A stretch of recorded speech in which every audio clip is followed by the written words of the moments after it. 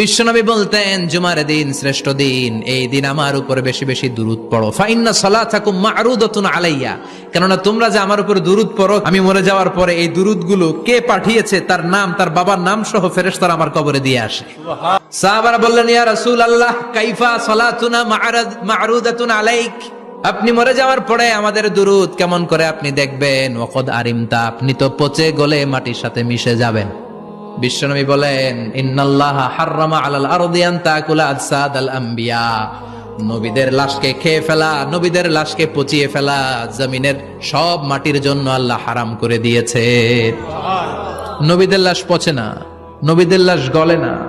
যারাই বিশ্বনবীর উপর দুরূদ পড়বেন, আপনার নাম সহ, আপনার বাবার নাম সহ, মালাইকাতু সাইয়াহিন, একদল ফেরেশতা আছে শুধু রাউন্ড দেয় গোটা ওয়ার্ল্ডে। কারা বিশ্বনবীর উপর দুরূদ পড়েছে, এই দুরূদ নিয়ে, এই নাম নিয়ে বিশ্বনবীর কবরে তারা পৌঁছে দেয়। চিল্লায় পড়েন আল্লাহু আকবার।